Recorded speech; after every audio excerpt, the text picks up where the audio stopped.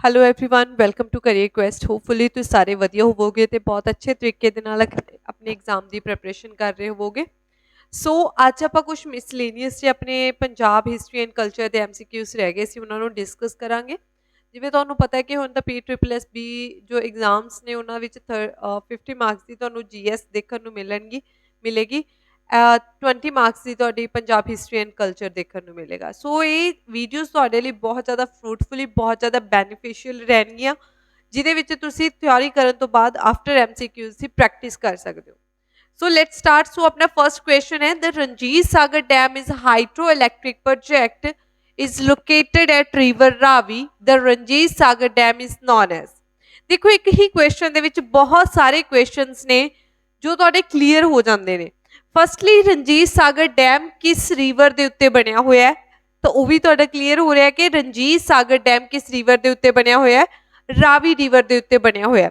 ਕਿਹੜੀ ਰਿਵਰ ਦੇ ਉੱਤੇ ਕਿਹੜਾ ਡੈਮ ਬਣਿਆ ਹੋਇਆ ਹੈ ਬਹੁਤ ਇੰਪੋਰਟੈਂਟ ਕੁਐਸਚਨਸ ਬਣਦੇ ਨੇ ਐਗਜ਼ਾਮ ਪੁਆਇੰਟ ਆਫ View ਨਾਲ ਸੋ ਪੁੱਛਿਆ ਗਿਆ ਕਿ ਰਣਜੀਤ ਸਾਗਰ ਡੈਮ ਦਾ ਦੂਸਰਾ ਪੁਰਾਣਾ ਨਾਮ ਕੀ ਹੈ ਸੋ ਫਸਟਲੀ ਇਸ ਕੁਐਸਚਨ ਨੂੰ ਵਿਦਿਨ 30 ਸੈਕਿੰਡ ਤੁਸੀਂ ਸੋਲਵ ਕਰਨ ਦੀ ਕੋਸ਼ਿਸ਼ ਕਰਨੀ ਹੈ ਸੋ ਇਸ ਕੁਐਸਚਨ ਦਾ ਆਨਸਰ ਹੈ ਜੀ ਆਪਸ਼ਨ ਸੀ ਥੀਨ ਡੈਮ ਸੋ ਰਣਜੀਤ ਸਾਗਰ ਡੈਮ ਨੂੰ ਥੀਨ ਡੈਮ ਦੇ ਨਾਮ ਨਾਲ ਵੀ ਜਾਣਿਆ ਜਾਂਦਾ ਹੈ ਕਿਸ ਰਿਵਰ ਦੇ ਉੱਤੇ ਬਣਿਆ ਹੋਇਆ ਇਹ ਬਣਿਆ ਹੋਇਆ ਰਾਵੀ ਰਿਵਰ ਦੇ ਉੱਪਰ ਠੀਕ ਹੈ ਜੀ ਇਸ ਤੋਂ ਇਲਾਵਾ ਬਿਆਸ ਰਿਵਰ ਦੇ ਉੱਤੇ ਬਣਿਆ ਹੋਇਆ ਮਹਾਰਾਣਾ ਪ੍ਰਤਾਪ ਡੈਮ ਮਹਾਰਾਣਾ ਪ੍ਰਤਾਪ ਡੈਮ ਬਣਿਆ ਹੋਇਆ ਤੇ ਮਹਾਰਾਣਾ ਪ੍ਰਤਾਪ ਡੈਮ ਨੂੰ ਪੌਂਗ ਡੈਮ ਵੀ ਕਿਹਾ ਜਾਂਦਾ ਹੈ ਇਸ ਨੂੰ ਕੀ ਕਿਹਾ ਜਾਂਦਾ ਹੈ ਪੌਂਗ ਡੈਮ ਵੀ ਕਿਹਾ ਜਾਂਦਾ ਹੈ ਇਸ ਤੋਂ ਇਲਾਵਾ ਇੰਦਰਾ ਗਾਂਧੀ ਕੈਨਾਲ ਜੋ ਸਾਡੀ ਇੰਡੀਆ ਦੀ ਸਾਡੇ ਪੰਜਾਬ ਦੀ ਲਾਰਜੈਸਟ ਕੈਨਾਲ ਹੈ ਇੰਦਰਾ ਗਾਂਧੀ ਕੈਨਾਲ ਵੀ ਦੇ ਵਿੱਚ ਵੀ ਪਾਣੀ ਕਿਸ ਦਾ ਗਿਰਦਾ ਹੈ ਬਿਆਸ ਰਿਵਰ ਦਾ ਹੀ ਗਿਰਦਾ ਹੈ ਸੋ ਬਿਆਸ ਰਿਵਰ ਸਾਡੇ ਸਤਲੁਜ ਰਿਵਰ ਨੂੰ ਕਿੱਥੇ ਮਿਲਦੀ ਹੈ ਹਰੀਕੇ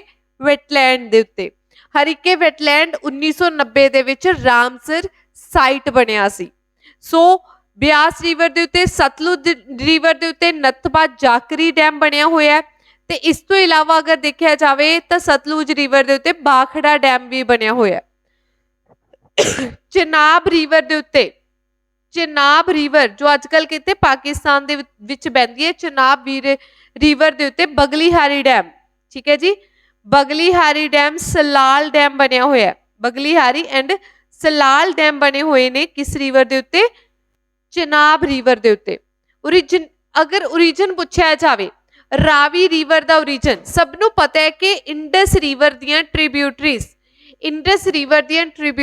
ਮਤਲਬ ਕਿ ਸਹਾਇਕ ਨਦੀਆਂ ਨੇ ਕਿਹੜੀਆਂ ਜਿਹਲਮ ਚਨਾਬ ਰਾਵੀ ਬਿਆਸ ਐਂਡ ਸਤਲੁਜ ਸਾਨੂੰ ਪਤਾ ਹੈ ਕਿ ਇੰਡਸ ਰਿਵਰ ਦਾ ਓਰੀਜਿਨੇਟ ਕਿੱਥੋਂ ਹੁੰਦਾ ਹੈ ਇੰਡਸ ਰਿਵਰ ਕਿੱਥੋਂ ਆਉਂਦੀ ਹੈ ਤਿੱਬਤ ਦੇ ਵਿੱਚੋਂ ਇੰਡਸ ਰਿਵਰ ਤਿੱਬਤ ਦੇ ਵਿੱਚੋਂ ਨਿਕਲਦੀ ਹੈ ਤਿੱਬਤ ਦੇ ਵਿੱਚੋਂ ਮਾਨਸਰੋਵਰ ਲੇਕ ਦੇ ਵਿੱਚੋਂ ਠੀਕ ਹੈ ਜੀ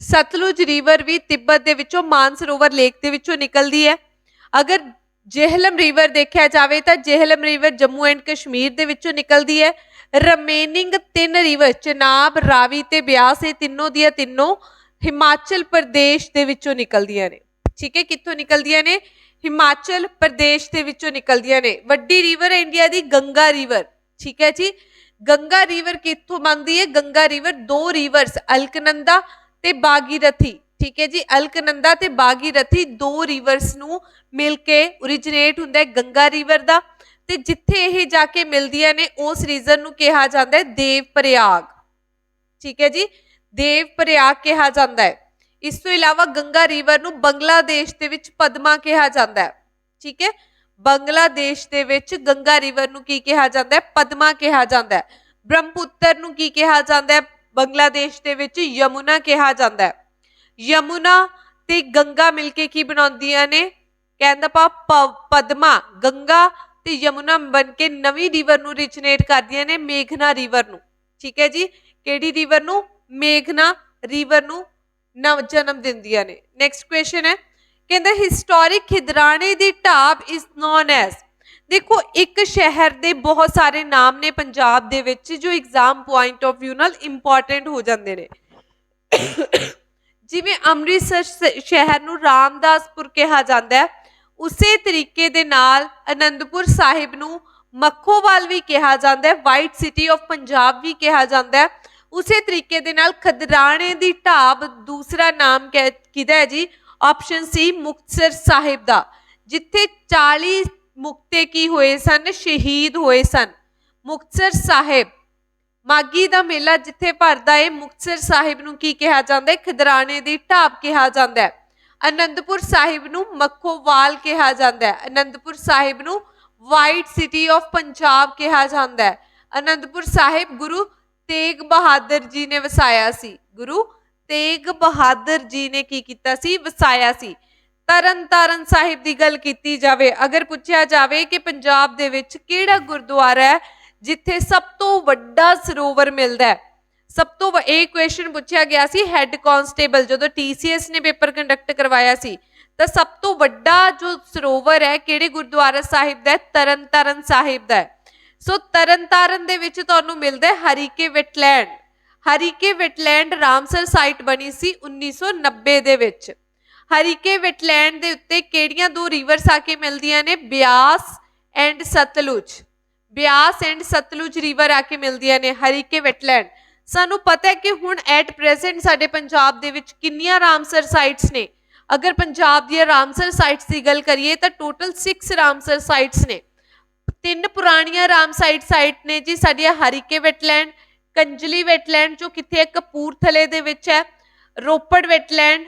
ਇਸ ਤੋਂ ਇਲਾਵਾ ਨਵੀਆਂ ਦੀ ਗੱਲ ਕੀਤੀ ਜਾਵੇ ਨੰਗਲ ਵੈਟਲੈਂਡ ਹੋ ਗਿਆ ਜਿਨ੍ਹਾਂ ਨੂੰ 2019 ਦੇ ਵਿੱਚ ਰਾਮਸਰ ਸਾਈਟ ਬਣਾਇਆ ਗਿਆ, ਬਿਆਸ ਹੋ ਗਿਆ ਤੇ ਕੇਸ਼ਵਪੁਰ ਮਨਾਨੀ ਹੋ ਗਿਆ। ਸੋ ਇਹ 6 ਸਾਡੀਆਂ ਕੀ ਨੇ? ਰਾਮਸਰ ਸਾਈਟ ਨੇ ਪੰਜਾਬ ਦੀਆਂ। ਸੋ ਨੈਕਸਟ ਹੈ ਫਤਿਹਗੜ੍ਹ ਸਾਹਿਬ ਦੀ ਗੱਲ ਕੀਤੀ ਜਾਵੇ ਤਾਂ ਫਤਿਹਗੜ੍ਹ ਸਾਹਿਬ ਦੇ ਵਿੱਚ ਗੁਰੂ ਗੋਬਿੰਦ ਸਿੰਘ ਜੀ ਦੇ ਛੋਟੇ 2 ਸਾਹਿਬਜ਼ਾਦਿਆਂ ਨੂੰ ਨੀਹਾਂ ਦੇ ਵਿੱਚ ਚਿਣਾ ਦਿੱਤਾ ਗਿਆ ਸੀ। ਨੈਕਸਟ ਹੈ ਜੀ ਇਸ ਕੁਐਸਚਨ ਦਾ ਆਨਸਰ ਹੁਣ ਤੁਸੀਂ ਬਹੁਤ ਈਜ਼ੀਲੀ ਦੇ ਸਕਦੇ ਹੋ। ਕੁਐਸਚਨ ਕੀ ਹੈ? ਕੁਝ ਕੁ ਸਟੇਟਮੈਂਟਸ ਦਿੱਤੀਆਂ ਨੇ ਤੇ ਪੁੱਛਿਆ ਨੇ ਕਿ ਕਿਹੜੀਆਂ ਸਟੇਟਮੈਂਟ ਕਰੈਕਟ ਹੈ। ਠੀਕ ਹੈ ਨੇ, ਉੱਪਰ ਦਿੱਤੀਆਂ ਕਿਹੜੀਆਂ ਸਟੇਟਮੈਂਟ ਕਰੈਕਟ ਪੁੱਛੀਆਂ ਗਈਆਂ ਨੇ। ਫਸਟ ਸਟੇਟਮੈਂਟ ਹੈ ਕਹਿੰਦੇ Baglihar hydro power project has been developed on river Chenab. ਕਹਿੰਦੇ ਬਗਲੀਹਾਰ ਜਿਹੜਾ ਪ੍ਰੋਜੈਕਟ ਹੈ ਹਾਈਡਰੋ ਪ੍ਰੋਜੈਕਟ ਹੈ ਚਨਾਬ ਰਿਵਰ ਦੇ ਉੱਤੇ ਬਣਿਆ ਹੋਇਆ। ਬਿਲਕੁਲ ਸਹੀ ਹੈ ਜੋ ਮੈਂ ਤੁਹਾਨੂੰ ਦੱਸਿਆ ਸੀ। ਨੈਕਸਟ ਹੈ ਦੁਲਹਸਤੀ ਹਾਈਡਰੋ ਪਾਵਰ ਪ੍ਰੋਜੈਕਟ ਕਹਿੰਦੇ ਜੇਹਲਮ ਰਿਵਰ ਦੇ ਉੱਤੇ ਹੈ। ਬਿਲਕੁਲ ਸਹੀ। ਠੀਕ ਹੈ ਜੀ, ਬਗਲੀਹਾਰ ਚਨਾਬ ਰਿਵਰ ਦੇ ਉੱਤੇ ਹੈ। ਦੁਲਹਸਤੀ ਜੋ ਹਾਈਡਰੋ ਪਾਵਰ ਪ੍ਰੋਜੈਕਟ ਹੈ ਜੇਹਲਮ ਰਿਵਰ ਦੇ ਉੱਤੇ ਹੈ। ਨੈਕਸਟ ਸਟੇਟਮੈਂਟ ਹੈ ਕਹਿੰਦੇ ਜਿਹੜੀ ਸਲਾਲ ਹਾਈਡਰੋ ਪਾਵਰ ਪ੍ਰੋਜੈਕਟ ਹੈ ਰਾਵੀ ਰਿਵਰ ਦੇ ਉੱਤੇ ਹੈ। ਜੋ ਮੈਂ ਤੁਹਾਨੂੰ ਦੱਸ ਚੁੱਕੀ ਹਾਂ ਕਿ ਸਲਾਲ ਵੀ ਚਨਾਬ ਰਿਵਰ ਦੇ ਉੱਤੇ ਹੀ ਹੈ। ਰਾਵੀ ਰਿਵਰ ਦੇ ਉੱਤੇ ਤਾਂ ਰਣਜੀਤ ਸਾਗਰ ਡੈਮ ਹੈ। ਰਣਜੀਤ ਸਾਗਰ ਡੈਮ ਜਿਸ ਨੂੰ ਕੀ ਕਿਹਾ ਜਾਂਦਾ ਹੈ? ਥੀਨ ਡੈਮ ਕਿਹਾ ਜਾਂਦਾ ਹੈ। ਇਹ ਰਾਵੀ ਰਿਵਰ ਦੇ ਉੱਤੇ ਹੈ। ਬਟ ਜੋ ਸਲਾਲ ਹੈ ਇਹ ਕਿੱਥੇ ਹੈ? ਇਹ ਚਨਾਬ ਰਿਵਰ ਦੇ ਉੱਤੇ ਬਣਿਆ ਹੋਇਆ ਹੈ। ਸੋ ਥਰਡ ਸਟੇਟਮੈਂਟ ਗਲਤ ਹੈ।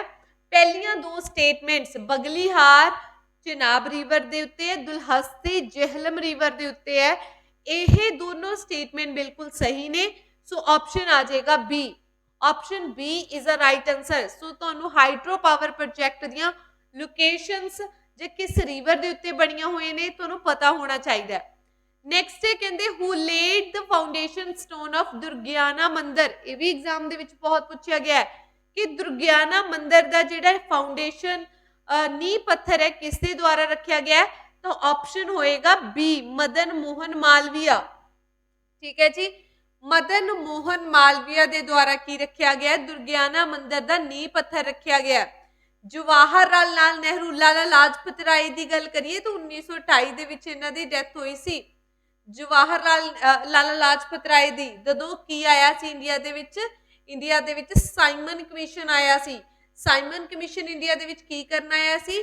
ਗਵਰਨਮੈਂਟ ਆਫ ਇੰਡੀਆ ਐਕਟ 1919 ਦੇ ਵਿੱਚ ਕਨਸਟੀਟਿਊਸ਼ਨਲ ਰਿਫਾਰਮਸ ਕਰਨ ਦੇ ਲਈ ਆਇਆ ਸੀ। ਇਸ ਤੋਂ ਇਲਾਵਾ ਗੋਪਾਲ ਕ੍ਰਿਸ਼ਨ ਗੋਖਲੇ ਦੀ ਗੱਲ ਕਰੀ ਜਾਵੇ ਤਾਂ ਗੋਪਾਲ ਕ੍ਰਿਸ਼ਨ ਗੋਖਲੇ ਵਾਜ਼ ਅ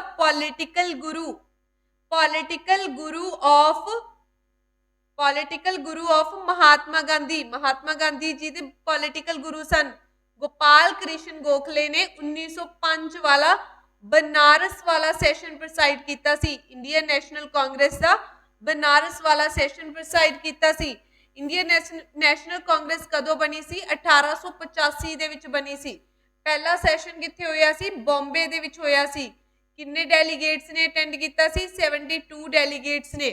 ਤੇ ਇਸ ਨੂੰ ਪ੍ਰਸਾਈਡ ਕਿਸਨੇ ਕੀਤਾ ਸੀ? WC ਬੈਨਰਜੀ ਨੇ।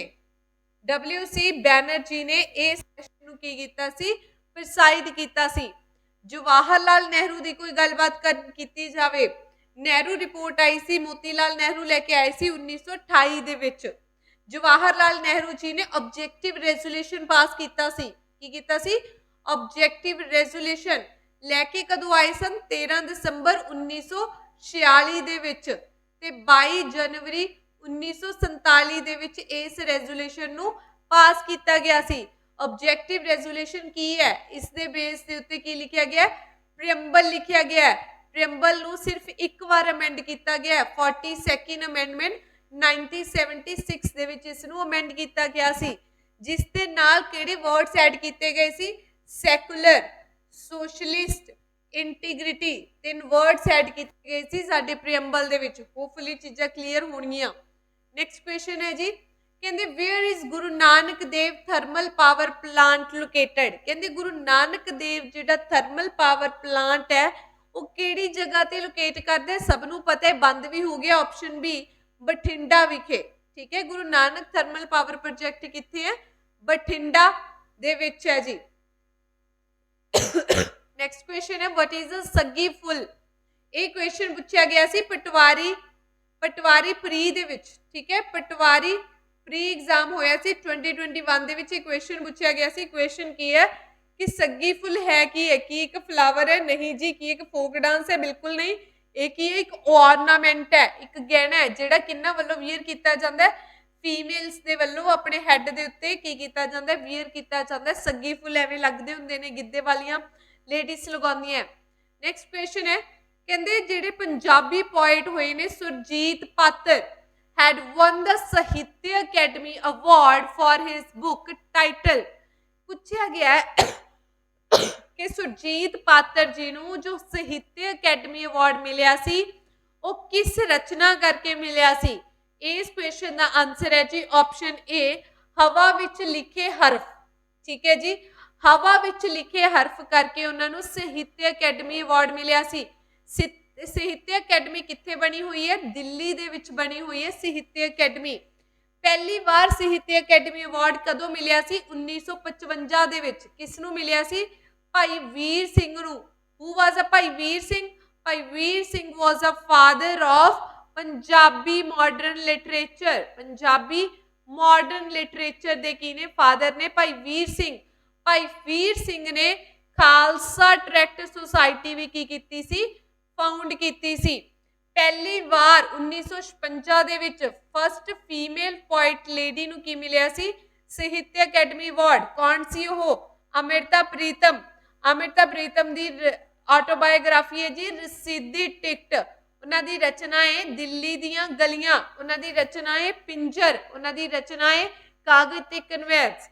ਸੋ ਹਨੇਰੇ ਵਿੱਚ ਸੁਰਗ ਦੀ ਵਰਮਾਲਾ ਵੀ ਸੁਰਜੀਤ ਪਾਤਰ ਦੀ ਹੀ ਇੱਕ ਕੀ ਹੈ?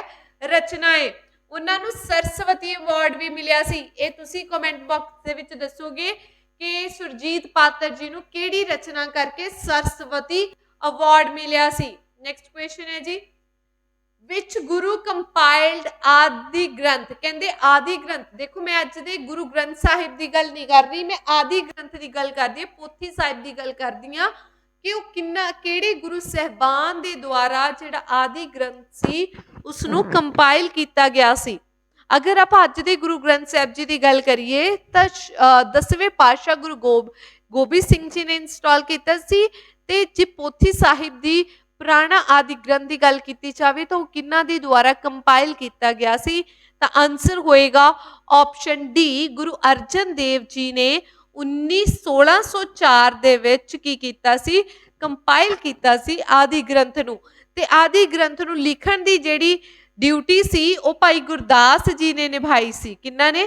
ਭਾਈ ਗੁਰਦਾਸ ਜੀ ਨੇ ਨਿਭਾਈ ਸੀ। 1404 ਦੇ ਵਿੱਚ ਕੰਪਾਈਲ ਕਰਨ ਤੋਂ ਬਾਅਦ ਇਸ ਆਦਿ ਗ੍ਰੰਥ ਨੂੰ ਹਰਮੰਦਰ ਸਾਹਿਬ ਦੇ ਵਿੱਚ ਇੰਸਟਾਲ ਕੀਤਾ ਗਿਆ ਸੀ। ਤੇ ਇੱਥੇ ਪਹਿਲੇ ਗ੍ਰੰਥੀ ਕੌਣ ਬਣੇ ਸਨ? ਬਾਬਾ ਬੁੱਢਾ ਜੀ। ਬਾਬਾ ਬੁੱਢਾ ਜੀ ਨੇ ਹੀ ਗੁਰੂ ਹਰਗੋਬਿੰਦ ਸਿੰਘ ਜੀ ਨੂੰ ਕੀ ਦਿੱਤੀ ਸੀ? ਸਾਰੀ ਤੀਰ ਅੰਦਾਜ਼ੀ ਘੋੜਸਵਾਰੀ ਦੀ ਸਿੱਖਿਆ ਦਿੱਤੀ ਸੀ ਬਾਬਾ ਬੁੱਢਾ ਜੀ ਨੇ। ਗੁਰੂ ਅੰਗਦ ਦੇਵ ਜੀ ਦੀ ਗੱਲ ਕੀਤੀ ਜਾਵੇ ਤਾਂ ਖੰਡੂਰ ਸਾਹਿਬ ਗੁਰੂ ਅੰਗਦ ਦੇਵ ਜੀ ਨੇ ਵਸਾਇਆ ਸੀ ਤੇ ਖੰਡੂਰ ਸਾਹਿਬ ਉਹ ਤਹਿਸੀਲ ਹੈ ਪੰਜਾਬ ਦੀ ਜਿੱਥੇ ਬਿਲਕੁਲ ਵੀ ਅਰਬਨ ਪਾਪੂਲੇਸ਼ਨ ਨਹੀਂ ਮਿਲਦੀ, ਬਿਲਕੁਲ ਵੀ ਅਰਬਨ ਪਾਪੂਲੇਸ਼ਨ ਨਹੀਂ ਮਿਲਦੀ।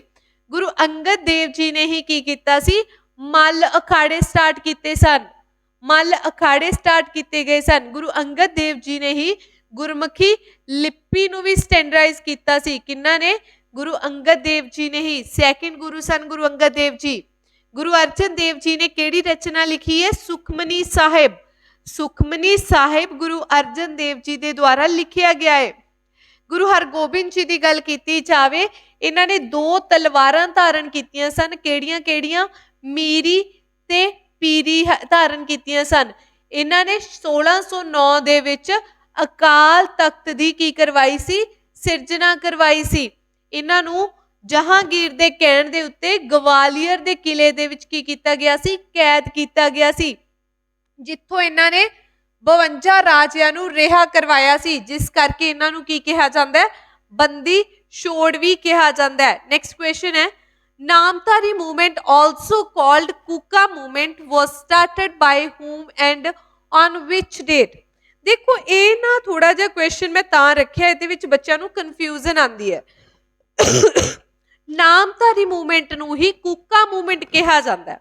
ਪਹਿਲਾ ਇਹਦਾ ਆਨਸਰ ਇਹ ਹੈ ਕਿ ਇਹ ਬਣੀ ਕਦੋਂ ਸੀ? ਇਹ 1 ਅਪ੍ਰੈਲ 1857 ਦੇ ਵਿੱਚ ਹੀ ਬਣੀ ਸੀ। ਇਹ ਤਾਂ ਬਿਲਕੁਲ ਸਹੀ ਹੈ, ਠੀਕ ਹੈ ਜੀ। ਕਨਫਿਊਜ਼ਨ ਕਿੱਥੇ ਆਏਗੀ? ਅਗਰ ਪੁੱਛਿਆ ਜਾਵੇ ਨਾਮਧਾਰੀ ਮੂਵਮੈਂਟ ਤਾਂ ਆਨਸਰ ਕਰੋਗੇ ਬਾਬਾ ਬਾਲਕ, ਠੀਕ ਹੈ ਜੀ। ਬਾਬਾ ਬਾਲਕ ਜੀ ਨੇ ਨਾਮਧਾਰੀ ਮੂਵਮੈਂਟ ਨੂੰ ਆਰਗੇਨਾਈਜ਼ ਕੀਤਾ ਸੀ। ਜਦੋਂ ਇਹਦੀ ਕੂਕਾ, ਇਸ ਦਾ ਨਾਮ ਕੂਕਾ ਰੱਖਿਆ ਗਿਆ ਤਾਂ ਇਸ ਨੂੰ ਹੈਂਡਓਵਰ ਕਰ ਦਿੱਤਾ ਗਿਆ ਸੀ ਰਾਮ ਸਿੰਘ ਦੇ ਕੋਲ, ਠੀਕ ਹੈ ਜੀ। ਬਾਬਾ ਬਾਲਕ ਸਿੰਘ ਵਾਸ ਅ ਗੁਰੂ ਆਫ ਰਾਮ ਸਿੰਘ। ਅਗਰ ਬਾਬਾ ਬਾਲਕ ਪੁੱਛਿਆ ਜਾਵੇ ਤਾਂ ਨਾਮਧਾਰੀ ਮੂਵਮੈਂਟ ਸੁਣਨ ਨੂੰ ਮਿਲਦੀ ਹੈ ਤੇ ਕੂਕਾ ਮੂਵਮੈਂਟ ਬੋਲਿਆ ਜਾਵੇ ਤਾਂ ਰਾਮ ਸਿੰਘ ਦਾ ਨਾਮ ਆਉਂਦਾ ਹੈ। ਬਟ ਇਹ ਬਣੀ ਕਦੋਂ ਸੀ? 1 ਅਪ੍ਰੈਲ 1857 ਦੇ ਵਿੱਚ ਹੀ ਬਣੀ ਸੀ। ਸੋ ਹੋਪਫੁਲੀ ਤੁਹਾਡਾ ਡਾਊਟ ਕਲੀਅਰ ਹੋਏਗਾ। ਨੈਕਸਟ ਕੁਐਸਚਨ ਹੈ ਜੀ ਸਾਡਾ, ਮੈਂ ਆਲਰੇਡੀ ਦੱਸ ਚੁੱਕੀ ਹਾਂ ਕਿ ਨੱਥਪਾ ਝਾਕਰੀ ਜਿਹੜਾ ਹਾਈਡਲ ਪਾਵਰ ਪ੍ਰੋਜੈਕਟ ਹੈ ਉਹ ਕਿਸ ਰਿਵਰ ਦੇ ਉੱਤੇ ਕੀ ਹੈ? ਬਣਿਆ ਹੋਇਆ ਹੈ। ਇਸ ਕੁਐਸਚਨ ਦਾ ਆਨਸਰ ਵੈਸੇ ਹੁਣ ਤੁਸੀਂ ਵੀ ਦੇ ਸਕਦੇ ਹੋ ਕਿਉਂਕਿ ਮੈਂ ਆਲਰੇਡੀ ਕਰਵਾ ਚੁੱਕੀ ਹਾਂ। Option C is a right answer. Sutlej river, Sutlej river ਦੇ ਉੱਤੇ ਨੱਥਪਾ ਝਾਕਰੀ ਡੈਮ ਬਣਿਆ ਹੋਇਆ ਹੈ। ਸਤਲੁਜ ਰਿਵਰ ਓਰੀਜਿਨੇਟ ਕਿੱਥੋਂ ਹੁੰਦੀ ਹੈ? ਤਿੱਬਤ ਮਾਨਸਰੋਵਰ, ਠੀਕ ਹੈ ਜੀ। ਮਾਨਸਰੋਵਰ ਤਿੱਬਤ ਦੇ ਵਿੱਚ ਓਰੀਜਿਨੇਟ ਹੁੰਦੀ ਹੈ ਸਾਡੀ ਸਤਲੁਜ ਰਿਵਰ। ਤੇ ਸਤਲੁਜ ਰਿਵਰ ਦਾ ਐਂਸ਼ੀਐਂਟ ਨੇਮ ਹੈ ਜੀ ਸਤਦਰੀ। ਸਤਦਰੀ ਵਾਸ ਦਾ ਐਂਸ਼ੀਐਂਟ ਨੇਮ ਆਫ ਸਤਲੁਜ ਰਿਵਰ। ਇਸ ਦੇ ਉੱਤੇ ਬਾਖੜਾ ਡੈਮ ਵੀ ਕੀ ਹੈ? ਬਣਿਆ ਹੋਇਆ, ਜੋ ਪੰਜਾਬ ਦਾ ਸੈਕਿੰਡ ਲਾਰਜੈਸਟ ਡੈਮ ਹੈ ਇੰਡੀਆ ਦਾ। ਕਿਹੜਾ ਉਹ? ਬਾਖੜਾ ਡੈਮ ਬਣਿਆ ਹੋਇਆ ਸਤਲੁਜ ਰਿਵਰ ਦੇ ਉੱਤੇ। ਸੋ ਇਸ ਦੇ ਨਾਲ ਸਰਹੰਦ ਕੈਨਲ ਦੇ ਵਿੱਚ ਵੀ ਜੋ ਪਾਣੀ ਆਉਂਦਾ ਹੈ ਸਰਹੰਦ ਕੈਨਾਲ ਦੇ ਵਿੱਚ, ਉਹ ਵੀ ਕਿੱਥੋਂ ਆਉਂਦਾ ਹੈ? ਸਤਲੁਜ ਰਿਵਰ ਦੇ ਵਿੱਚੋਂ ਹੀ ਆਉਂਦਾ ਹੈ। ਸਤਲੁਜ ਰਿਵਰ ਕਿਸ ਦੀ ਟ੍ਰਿਬਿਊਟਰੀ ਹੈ? ਸਤਲੁਜ ਰਿਵਰ ਹੈ ਇੰਡਸ ਰਿਵਰ ਦੀ ਟ੍ਰਿਬਿਊਟਰੀ ਹੈ। ਇੰਡਸ ਦੀ ਸਭ ਤੋਂ ਵੱਡੀ ਸਹਾਇਕ ਨਦੀ, ਸਭ ਤੋਂ ਵੱਡੀ, ਸਭ ਤੋਂ ਲੌਂਗੈਸਟ ਟ੍ਰਿਬਿਊਟਰੀ ਕਿਹੜੀ ਹੈ? ਚਨਾਬ ਹੈ। ਚਨਾਬ ਦੇ ਉੱਤੇ 2 ਡੈਮ ਬਣੇ ਹੋਏ ਨੇ। ਕਿਹੜੇ ਕਿਹੜੇ? ਇੱਕ ਬਗਲੀਹਾਰੀ ਡੈਮ ਬਣਿਆ ਹੋਇਆ ਤੇ ਦੂਸਰਾ ਸਲਾਲ ਡੈਮ ਬਣਿਆ ਹੋਇਆ। ਇਹ ਓਰੀਜਿਨੇਟ ਕਿੱਥੋਂ ਹੁੰਦੀ ਹੈ? ਇਹ ਹਿਮਾਚਲ ਪ੍ਰਦੇਸ਼ ਦੇ ਵਿੱਚੋਂ ਓਰੀਜਿਨੇਟ ਹੁੰਦੀ ਹੈ। ਇਸ ਨੂੰ ਕੀ ਕਿਹਾ ਜਾਂਦਾ ਹੈ? ਇਸ ਨੂੰ ਹਿਮਾਚਲ, ਇਹ ਥੋੜੀ ਜਿਹੀ ਹਿਮਾਚਲ ਦੇ ਵਿੱਚ ਦਿਖਦੀ ਹੈ, ਬਾਅਦ ਦੇ ਵਿੱਚ ਜੰਮੂ ਕਸ਼ਮੀਰ ਵਾਲੇ ਰੀਜਨ ਦੇ ਵਿੱਚ ਚਲੀ ਜਾਂਦੀ ਹੈ। ਇਸ ਨੂੰ ਇੱਕ ਭਾਗੀ ਚੰਦਾ ਵੀ ਕਿਹਾ ਜਾਂਦਾ ਹੈ। ਕਿਸ ਨੂੰ? ਚਨਾਬ ਰਿਵਰ ਨੂੰ ਹੀ ਕਿਹਾ ਜਾਂਦਾ ਹੈ। ਇਸ ਤੋਂ ਇਲਾਵਾ ਅਗਰ ਦੇਖਿਆ ਜਾਵੇ ਗੰਗਾ ਰਿਵਰ, ਗੰਗਾ ਰਿਵਰ ਕਿੱਥੋਂ ਓਰੀਜਿਨੇਟ ਹੁੰਦੀ ਹੈ? ਗੰਗਾ ਰਿਵਰ ਹੁੰਦੀ ਹੈ ਜੀ ਅਲਕਨੰਦਾ, ਅਲਕਨੰਦਾ ਤੇ ਬਾਗੀਰਥੀ। ਅਲਕਨੰਦਾ ਤੇ ਬਾਗੀਰਥੀ ਰਿਵਰਸ ਨੂੰ ਮਿਲ ਕੇ ਕੀ ਓਰੀਜਿਨੇਟ ਹੁੰਦੀ ਹੈ? ਗੰਗਾ ਓਰੀਜਿਨੇਟ ਹੁੰਦੀ ਹੈ। ਗੰਗਾ ਪਲੇਨ ਏਰੀਆ ਦੇ ਵਿੱਚ ਕਿੱਥੇ ਐਂਟਰ ਕਰਦੀ ਹੈ? ਹਰਿਦੁਆਰ ਦੇ ਵਿੱਚ, ਠੀਕ ਹੈ ਜੀ। ਹਰਿਦੁਆਰ ਦੇ ਵਿੱਚ ਐਡ ਕਰਦੀ ਹੈ। ਜਿੱਥੇ ਦੋਨੋਂ ਰਿਵਰ ਜਾ ਕੇ ਮਿਲਦੀਆਂ ਨੇ ਉਸ ਰੀਜਨ ਨੂੰ ਦੇਵ ਪ੍ਰਯਾਗ ਰੀਜਨ ਕਿਹਾ ਜਾਂਦਾ ਹੈ। ਦੇਵ ਪ੍ਰਯਾਗ ਰੀਜਨ ਕਿਹਾ ਜਾਂਦਾ ਹੈ। इस तो इलावा अगर देखा जाए तो इत्थों हुंदी हुई है कित्थे जांदी है बंगलादेश दे विच। बंगलादेश तो पहला ये कित्थे जांदी है वैस्ट बंगाल दे विच। वैस्ट बंगाल दे विच ये दो हिस्सियां दे विच वंडदी है गंगा रिवर। एक रिवर नूं कहा जांदा है हुगली रिवर ते दूसरी नूं की कहा जांदा है फिर तो भागीरथी कहा जांदा है। बांग्लादेश दे विच इस नूं की कहा जांदा है पद्मा कहा जांदा है ते पद्मा यह इस नूं बांग्लादेश दे विच पद्मा कहा जांदा है। उस तो बाद आंदी है जी साडी ब्रह्मपुत्रा। ब्रह्मपुत्रा भी कित्थों ओरिजिनेट हुंदी है यह तिब्बत दे दा वाइड एरिया तिब्बत दे विच ही जांदा है। अरुणाचल प्रदेश दे विच हुंदी होई यह साडे इंडिया दे विच एंटर करदी है। अरुणाचल प्रदेश दे विच इस नूं की कहा जांदा है दिबंग कहा जांदा है। की कहा जांदा है दिबंग कहा जांदा है। फिर ये जांदी है कित्थे बांग्लादेश दे विच। बांग्लादेश दे विच इस नूं कहा जांदा है जमुना। उत्थे जाके पद्मा रिवर दे नाल मिलदी है। नवीं रिवर ओरिजिनेट करदी है मेघना रिवर। ठीक है जी केड़ी रिवर ओरिजिनेट करदी है मेघना रिवर नूं की दिंदी है यह जन्म दिंदी है जो यमुना रिवर है। ठीक है यमुना भी किस दे नाल मिलदी है जाके यह मिलदी है जी गंगा दे नाल जाके नवा प्रयाग प्रयाग की करदी है ओरिजिनेट करदी है। नेक्स्ट क्वेश्चन है where was first Anglo Sikh battle fought. कहंदे पहली एंग्लो सिख बैटल है वो कित्थे होई सी। सबनों पता होएगा कि फर्स्ट एंग्लो सिख वॉर 1845 तो लैके 1846 दे विच होई सी। इस समय गवर्नर कौन सी या वाइसराय कह दो तो वो सी जी लॉर्ड हडिंगे वन। लॉर्ड हडिंगे वन सी। पहली बैटल कित्थे होई सी ऑप्शन ए मुदकी। ठीक है जी फर्स्ट बैटल केड़ी हुई सी मुदकी दी बैटल हुई सी। उस तो बाद अपनी फिरोज शहर बैटल हुई सी। आफ्टर दैट अपनी सबराऊं बैटल हुई सी। सबराऊं बैटल एक हुई सी बद्दोवाल बैटल हुई सी।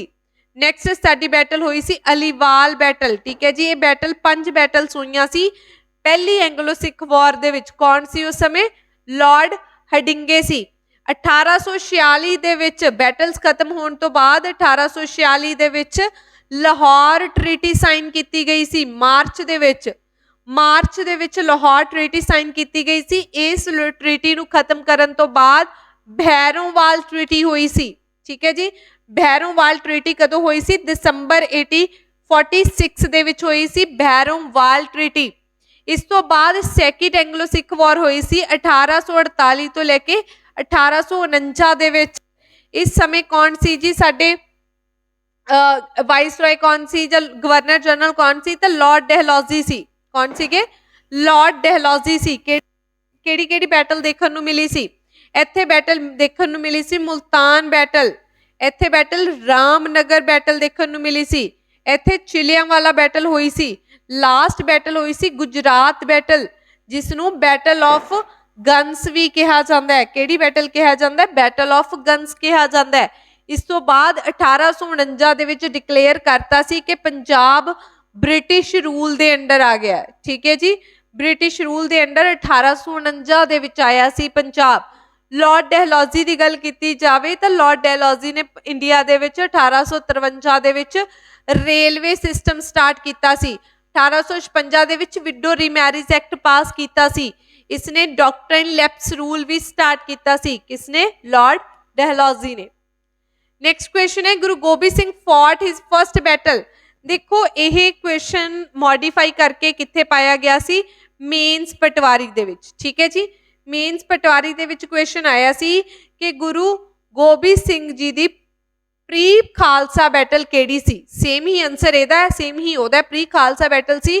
पहली बैटल सी उन्हां दी पंघाणी वाला युद्ध ते इस पंघाणी वाले युद्ध दे विच उन्हां दी बैटल हुई सी राजा भीम चंद दे नाल। ठीक है भीम चंद दे नाल ये बैटल हुई सी ते इस बैटल दे विच गुरु गोबिंद सिंह जी की कीते सन जिते सन।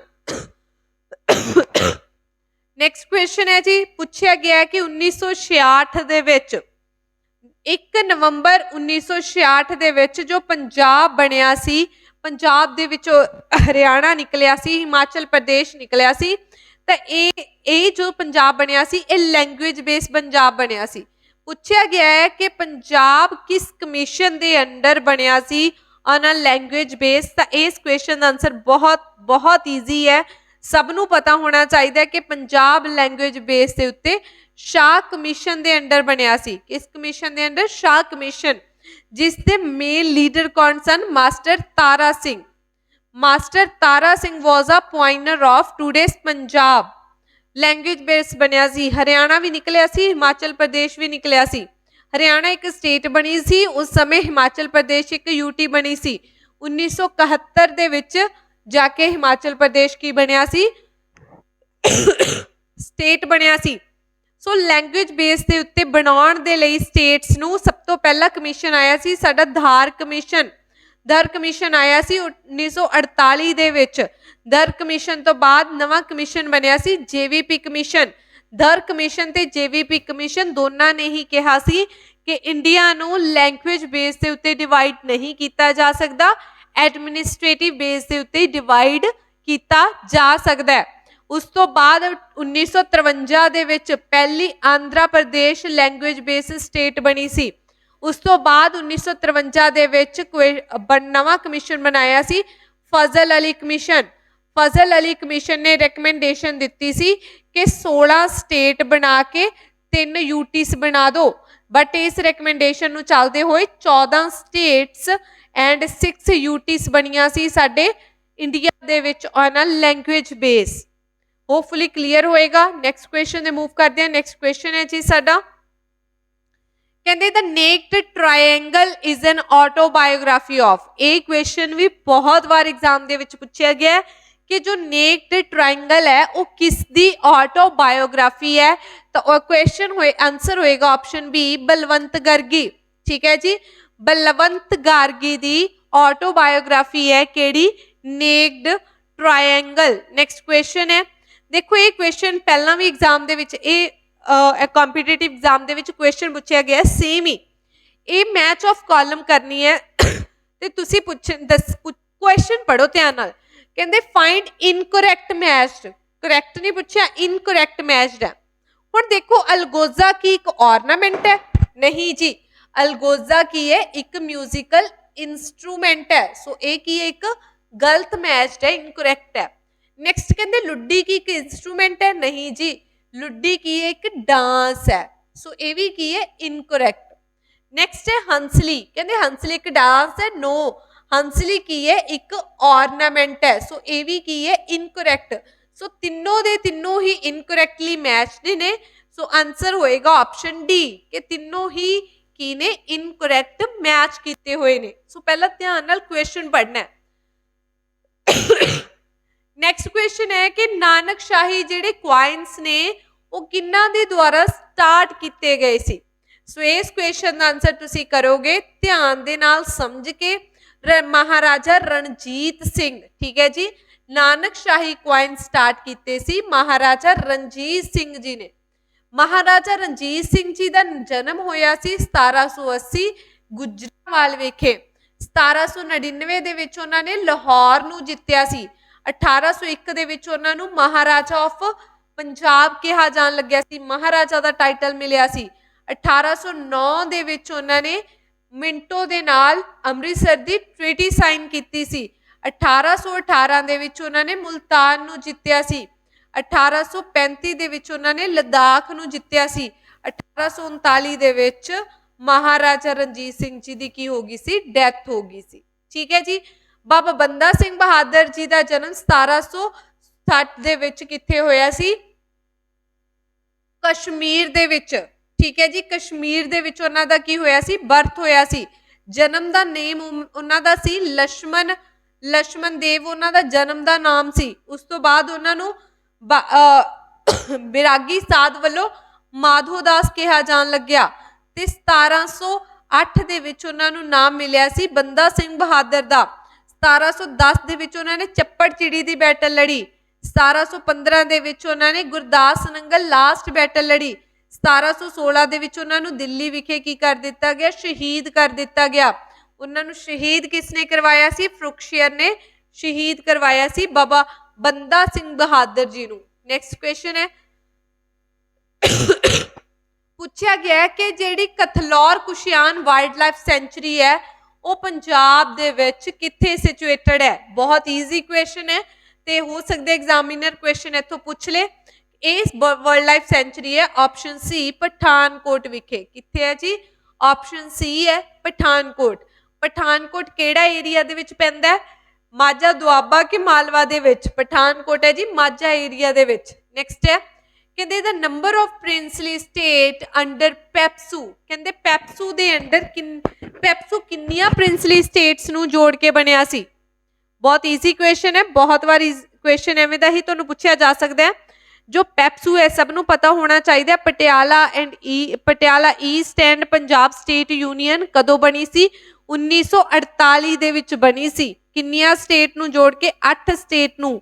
ਕਿੰਨੀਆਂ ਪ੍ਰਿੰਸਲੀ ਸਟੇਟ? 8 ਸਟੇਟ। ਕਿਹੜੀ ਕਿਹੜੀ ਹੈ ਜੀ? ਇਹ ਹੈਗੀ ਸਾਡੀ ਪਟਿਆਲਾ, ਜਿੰਦ, ਨਾਭਾ, ਫਰੀਦਕੋਟ, ਕਲਸੀਆਂ, ਕਪੂਰਥਲਾ, ਮਲੇਰਕੋਟਲਾ ਤੇ ਨਾਲਾਗੜ੍ਹ। ਸੋ ਇਹ 8 ਸਟੇਟ ਨੂੰ ਜੋੜ ਕੇ ਬਣੀ ਸੀ। ਕਿਹੜੀ? ਸਾਡੀ ਪੈਪਸੂ ਬਣੀ ਸੀ। ਜਦੋਂ ਬਣੀ ਸੀ ਇਹਦੀ ਲੈਜਿਸਲੇਟਿਵ ਅਸੈਂਬਲੀ ਬਣੀ ਸੀ ਜਿਹਦੀਆਂ 60 ਸੀਟ ਸਨ। ਕਿੰਨੀਆਂ? 60 ਸੀਟ। ਜਿਹਦੇ ਪਹਿਲੇ ਪ੍ਰੈਜ਼ੀਡੈਂਟ ਬਣੇ ਸਨ ਗਿਆਨ ਸਿੰਘ ਰਾੜੇਵਾਲਾ। ਠੀਕ ਹੈ ਜੀ, ਗਿਆਨ ਸਿੰਘ ਰਾੜੇਵਾਲਾ ਇਹਦੇ ਕੀ ਬਣੇ ਸਨ? ਪਹਿਲੇ ਪ੍ਰੈਜ਼ੀਡੈਂਟ ਬਣੇ ਸਨ। ਇਹਦੇ ਰਾਜ ਪ੍ਰਮੁੱਖ ਕੌਣ ਬਣੇ ਸਨ? ਮਹਾਰਾਜਾ ਆਫ ਪਟਿਆਲਾ ਯਾਦਵਿੰਦਰ ਸਿੰਘ ਬਣੇ ਸਨ। ਇਸ ਦੀ ਕੈਪੀਟਲ ਕਿਹੜੀ ਬਣੀ ਸੀ? ਕੈਪੀਟਲ ਇਸ ਦੀ ਪਟਿਆਲਾ ਰੱਖੀ ਗਈ ਸੀ। 1956 ਦੇ ਵਿੱਚ ਇਸ ਨੂੰ ਪੰਜਾਬ ਨਾਲ ਮਰਜ ਕਰ ਦਿੱਤਾ ਗਿਆ ਸੀ। ਅਗਰ ਪੁੱਛਿਆ ਜਾਵੇ ਕਿ ਪੈਪਸੂ ਨੂੰ ਡਿਸੋਲਵ ਕਿਸਨੇ ਕੀਤਾ ਸੀ ਤਾਂ ਡਾਕਟਰ ਰਜਿੰਦਰ ਪ੍ਰਸਾਦ ਜੀ ਨੇ। ਠੀਕ ਹੈ ਜੀ, ਡਾਕਟਰ ਰਜਿੰਦਰ ਪ੍ਰਸਾਦ ਜੀ ਨੇ ਕੀ ਕੀਤਾ ਸੀ? ਡਿਸੋਲਵ ਕੀਤਾ ਸੀ। ਕਿਸ ਨੂੰ? ਪੈਪਸੂ ਨੂੰ। ਨੈਕਸਟ ਕੁਐਸਚਨ ਹੈ ਜੀ ਸਾਡਾ, ਕਹਿੰਦੇ which one of the following battle was fought between Durrani empire and Sukerchakia misl of Dal Khalsa ਇਨ 1761। ਕਹਿੰਦੇ 1761 ਦੇ ਵਿੱਚ ਦੁਰਾਨੀ ਐਮਪਾਇਰ ਤੇ ਖਾਲਸਾ ਦੇ ਵਿਚਕਾਰ ਕਿਹੜੀ ਬੈਟਲ ਹੋਈ ਸੀ? ਤਾਂ ਇਸ ਕੁਐਸਚਨ ਦਾ ਆਨਸਰ ਬਹੁਤ ਵਾਰ ਐਗਜ਼ਾਮ ਦੇ ਵਿੱਚ ਪੁੱਛਿਆ ਗਿਆ। Option C battle of Sialkot. ਕਦੋਂ ਹੋਈ ਸੀ? 1761 ਦੇ ਵਿੱਚ। ਇਸ ਸਾਲ ਦੇ ਵਿੱਚ ਹੋਰ ਹਿਸਟੋਰੀਕਲ ਕਿਹੜੀ ਰਚਨਾ ਹੋਈ? ਕਿਹੜੀ ਬੈਟਲ ਹੋਈ ਸੀ? Third battle of Panipat. ਠੀਕ ਹੈ ਜੀ, ਥਰਡ ਬੈਟਲ ਆਫ ਪਾਨੀਪਤ ਹੋਈ ਸੀ। ਕਿਹਨਾਂ ਦੇ ਵਿਚਕਾਰ ਹੋਈ ਸੀ? ਅਲਾਉਦੀਨ ਖਿਲਜੀ ਪਲੱਸ ਮਰਾਠਾ ਦੇ ਵਿਚਕਾਰ ਹੋਈ ਸੀ। Third battle of Panipat. First battle of Panipat 1526 ਦੇ ਵਿੱਚ ਹੋਈ ਸੀ। ਕਿਹਨਾਂ ਵਿਚਕਾਰ ਹੋਈ ਸੀ? ਬਾਬਰ ਐਂਡ ਇਬਰਾਹਿਮ ਲੋਧੀ। ਇਬਰਾਹਿਮ ਲੋਧੀ ਹਾਰ ਗਿਆ ਸੀ। ਫਿਰ ਸੈਕਿੰਡ ਬੈਟਲ ਆਫ ਪਾਨੀਪਤ ਹੋਈ 1556 ਦੇ ਵਿੱਚ। ਕਿਹਨਾਂ ਦੇ ਵਿਚਕਾਰ ਹੋਈ ਸੀ? ਹੇਮੂ ਤੇ ਹੇਮੂ ਕੌਣ ਸੀ? ਹੇਮੂ ਸੂਰੀ ਡਾਇਨੈਸਟੀ ਦਾ ਇੱਕ ਮੰਤਰੀ ਸੀ। ਹੇਮੂ ਦੇ ਅਗੇਂਸਟ ਕੌਣ ਸੀ ਇੱਥੇ? ਅਕਬਰ ਦਾ ਗਾਰਡੀਅਨ ਸੀ ਬੈਰਮ ਖਾਨ। ਠੀਕ ਹੈ ਜੀ, ਅਕਬਰ ਦਾ ਗਾਰਡੀਅਨ ਸੀ ਬੈਰਮ ਖਾਨ ਦੇ ਵਿਚਕਾਰ ਹੋਈ ਸੀ second battle of Panipat. Next question ਹੈ, ਦੇਖੋ ਇਹ ਨੈਕਸਟ ਸਕਸੈਸਰ ਦੱਸੇ ਗਏ ਨੇ ਮਹਾਰਾਜਾ ਰਣਜੀਤ ਸਿੰਘ ਜੀ ਦੇ। ਮੈਂ ਦੱਸਿਆ ਕਿ ਮਹਾਰਾਜਾ ਰਣਜੀਤ ਸਿੰਘ ਜੀ ਦੀ ਮੌਤ ਹੋ ਗਈ ਸੀ 1839 ਦੇ ਵਿੱਚ ਲਾਹੌਰ ਦੇ ਵਿੱਚ। तो उस तो बाद कोई वधिया सक्सैसर नहीं मिलिया पंजाब नूं, बट इस सक्सैसर दे नाम दसे गए ने, अरेंज कर दो। पता होना चाहिए सब तो पहले सक्सैसर बने सी खड़क सिंह, दूसरे बने सन नौ निहाल सिंह, तीसरे बने सन बीबी चंद कौर, चौथे बने सन शेर सिंह ते पंजवें बने सन दलीप सिंह। सो इन्हां नूं अरेंज कर लो। सब तो पहला आएगा जी साडा 2, सैकेंड आएगा जी साडा 3, फिर आएगा साडा 4 ते फिर आएगा साडा 1। सो इन्हां नूं अरेंज कर लो। Option A is the right answer. ठीक है जी, option A is a right answer. Next question है, क्वेश्चन पूछा गया है कि विच सिख गुरु strength the tradition of guru का langar and made it compulsory for visitor to guru to eat first saying पहले पंगत फिर संगत। कहंदे इस जो लंगर की प्रथा सी, देखो सब तो यह पता होना चाहिए कि लंगर प्रथा स्टार्ट किसने की सी, तो गुरु नानक देव जी ने। ठीक है जी, गुरु नानक देव जी ने लंगर प्रथा स्टार्ट की सी। बट इस प्रथा नूं अगे लैके इसनूं स्ट्रोंग किसने कीता सी? किसने कहा सी पहले पंगत फिर संगत।